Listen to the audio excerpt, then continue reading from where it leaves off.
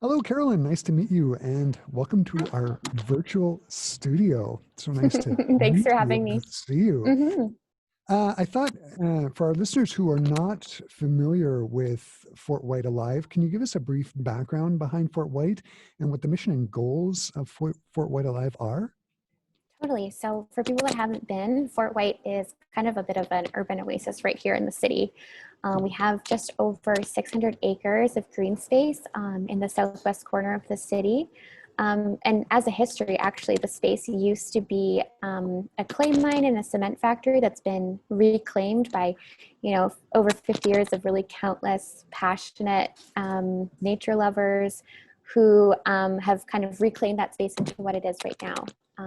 And there's so much that you can do there, whether or not it's just taking a walk in the forest, or biking your trail down. You're biking your down the limestone trails, go for a fish. Really, like overall, our goals is to connect more people with nature and to kind of build that relationship with nature and with each other in a really healthy way. Nice. Okay, so I want to start by just tackling the elephant in the room. It's all of the news. COVID-19. Can you tell us about how the Mhm. summer has been dealing with issues relating to the pandemic? How has that worked out for Totally. the summer? Yeah. So, I mean, like everywhere, Fort White was definitely hit hard by COVID-19. So we ended up, we closed the facility for 2 months, kind of through March and April, reopening in May. So, and that was in an effort to really help flatten the curve and encourage more Manitobans to stay home. So since then, we've reopened and we've kind of built in some new policies and procedures to help people feel safe and comfortable coming to Fort White, which has looked like reducing indoor space, reducing capacity for programs and activities, and increasing sanitization schedules, obviously for indoor spaces as well.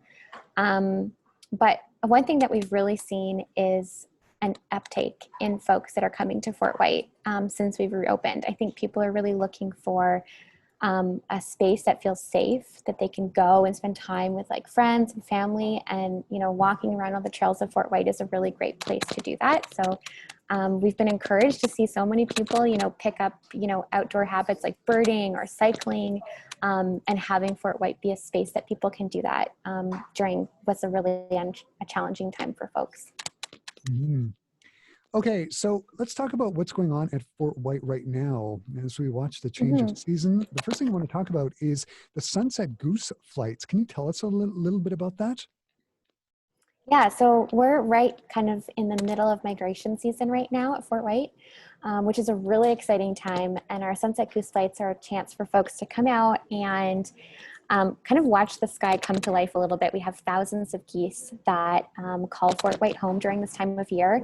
And right after sunset, they all kind of migrate onto the lake and rest there for the night. It's a safe place for them to rest overnight. So we've got a whole program scheduled where you can come out. We've got socially distanced hay bales. You can come, you can sit, relax, grab a beer, and really take in this really uniquely Fort White experience. And what time does it start? Well, we ask that we're doing them every evening, right up until October 18th. And we do ask that folks come about 30 minutes before sunset. And we've got a schedule up on our website for you to look, or if you go on your weather app, it'll tell you when sunset is. So we ask people to come 30 minutes before just so that they can kind of come, get settled, and really take in that view, which kind of, takes place over the next hour and a bit. Right. And one of the things I've certainly noticed is that the nights have cooled off. I'm presuming you're advising Mhm. people to dress appropriately for the weather, just because Oh, they're going yeah, to be in these cool definitely. August Yeah, and nights. it definitely shifts a lot during that time. So dress warm and be prepared for it to be like a chilly evening, but it's a really great experience. And I guess check the weather before you leave. Uh, Definitely. One of the things I've always wondered about geese, and I'm a big fan of geese. My wife and I will go to St. Vital Park and watch them. Mhm. How do they always know where to go to? Every year they seem to congregate in the same location. How do they know that? Like, Mhm. how do they all know to gather at Fort White Alive? Can you tell us how that Yeah. works? So geese are really creatures of habit and routine. So part of sort of their biology is to find safe, comfortable places as they're kind of going through that migration journey. And so for them, they regularly will return to where they were born, where they mated, and every year they come back to that same place. So we've, gone through doing tracking of geese, and we've seen geese come back to FortWhyte year after year after year. And there's lots of reasons for that, and people have seen an increase in geese in the city too. And sometimes it has to do with, habitat surrounds like retention ponds, golf courses, parks, places that feel safe, and where there aren't maybe predators, or they're like in a kind of open space where they can gather together. So it really is like a biological part for them to return back to where they know and where they feel comfortable. And for a lot of geese, that's FortWhyte. Ah, it's great. So while you're at FortWhyte watching the geese migrate, you can also take in a tasty meal as well, I understand. Can you tell us a little bit about the goose flight feasts that you're at FortWhyte? Yeah, so our goose flight feasts are kind of a different way for you to take in goose flights. And we're doing it a little bit differently this year. We're actually partnering with Smith Restaurant, which is the restaurant out at the Forks. And basically you come down, we have 3 seatings throughout the evening. You can come at 5:30, 6:15, or 7. And you'll get treated to really like a locally sourced, seasonally flavored 3-course meal. And then you can take in the geese migration out on our back patio, which is a really great viewing point for seeing all the geese come in over the night. Oh, it sounds great. So, for example, I know a lot of the food is local. Can you give us maybe an example of what a typical meal would look like at the feast? Yeah, totally. So we're actually working with 2 different menus. So we have one menu that's going up until October 3rd, and then we have another one that's starting that following week up until the 7th. And I mean, you can kind of get a variety of stuff. We've got an autumn harvest salad, which has, pumpkin seeds, a lot of those like root vegetables, like butternut squash, stuff like that right now. Or you can get an entree that could be, a Manitoba northern pike, pan-seared dust breast. There's lots of different options, but they're all kind of under the inspiration of fall, autumn in Manitoba. Right. And while you're eating, you can take in the Yeah, geese you as can take well. it in. Yeah, exactly. It's a very local experience.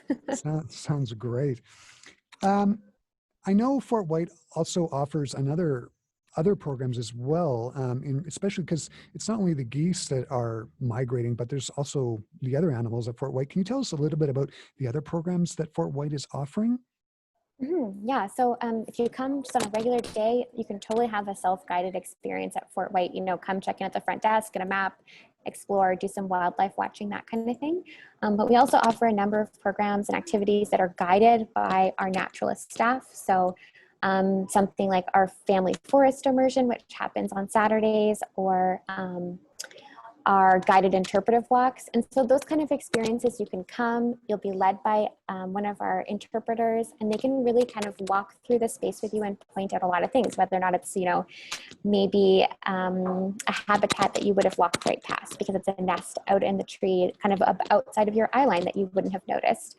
Or, pointing out that, the film that you see on the wetland is actually duckweed and not algae, and how that kind of helps the health of the ecosystems. So it's a way to kind of, learn a little bit more, and have someone who's like so invested and knowledgeable about that space kind of share all the things that you can see at FortWhyte.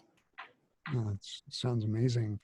For those wanting to go to FortWhyte, where exactly is it in the city, and how much? Maybe you can talk about a little bit how much it costs to get in and that kind of thing. Yeah. The logistics of it. Sure. Yeah. So we're right at the southwest corner of the city, kind of at that cross between McGillivray and McCreary.